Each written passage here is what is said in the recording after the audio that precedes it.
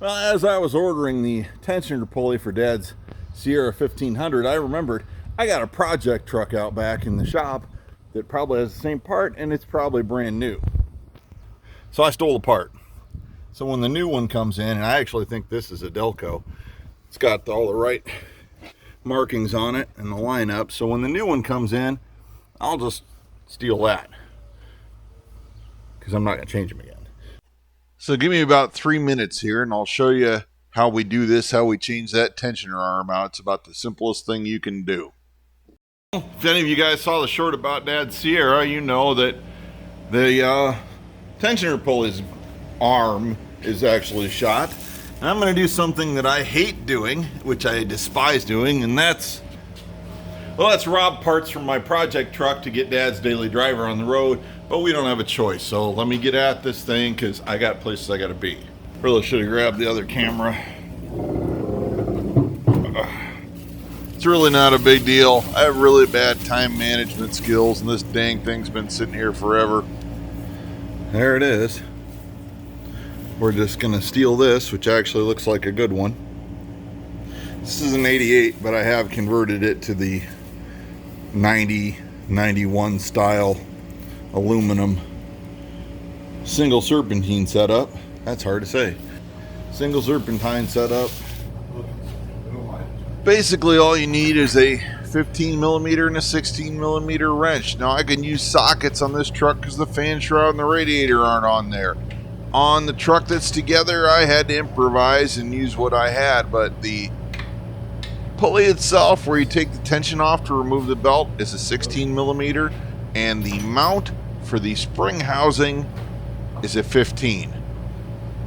Now that's on these GMT400 trucks, 4.3 liter powered S10s, probably Astro vans of the era, and Chevy G vans, I'd assume would be the same.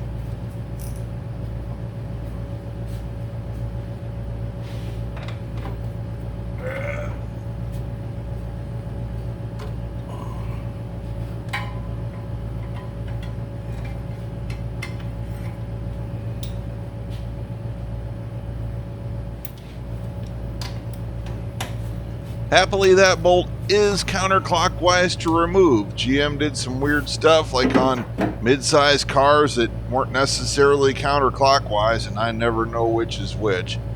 But this is a normal bolt. Well, there's the part we're going to take and put on Dad's truck, and like I said, it was brand new on this thing, and yep, there you go. Made in Canada. That was actually a decent part. Alright, so we'll get on another truck. Here's the offender on Dad's 93.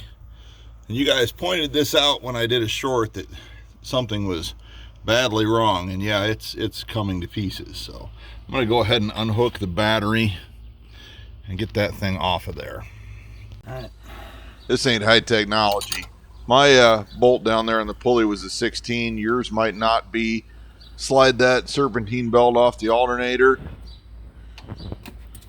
Normally have Dad come out and do that, but he's in watching the little one, so.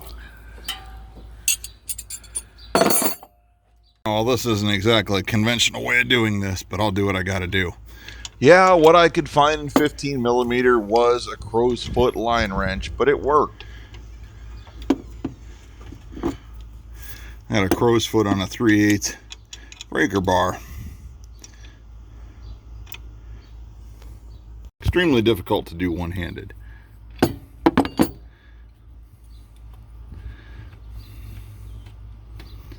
Got the one I stole off my project truck, and someone had actually tried to shim this thing, which is just nothing but ridiculous.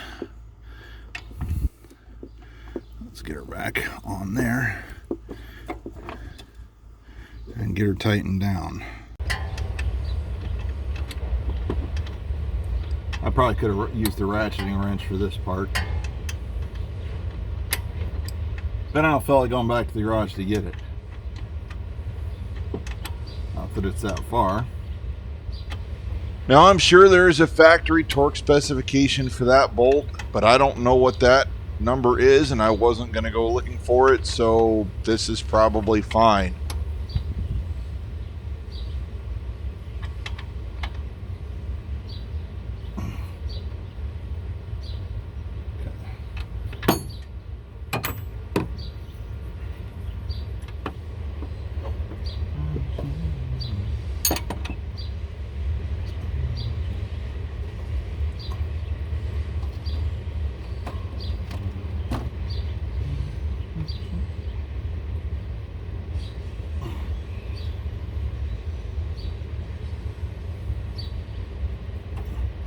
In case any of you guys are new to my channel, I am not a mechanic. I am not a professional at anything. I do what I gotta do to keep us on the road. I don't follow all the rules, and I'm pretty much out here doing the best I can. I try not to screw up anything terminally, but maybe not always best practice. So just live with it.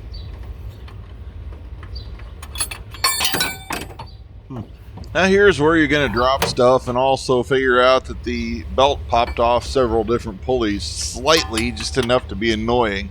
So you got to take the tension back off the belt to get everything back lined up properly again.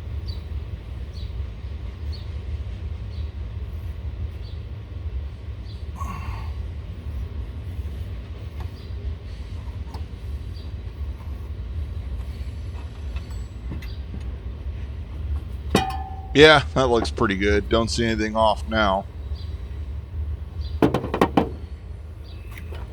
Let's just double check that real quick. We went on about a 30-mile test drive after I was done with this, and everything still seemed to be fine, so I'm pretty good with it.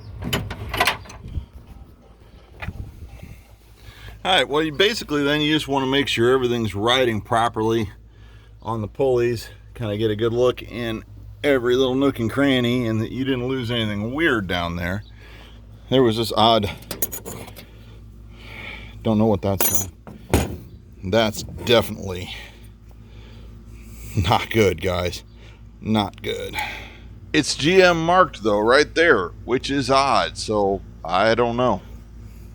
Weird. This does not look like a Delco part, but it's off. So let's get the battery hooked up, make sure we're good to go.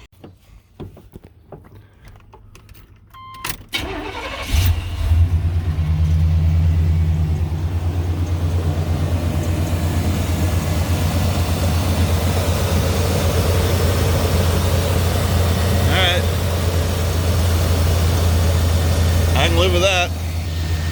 Alright, well, now I gotta go get some Chevy parts, but I feel a little safer in this thing now, so for somewhere in the barn, we'll see you next time, and we're out of here.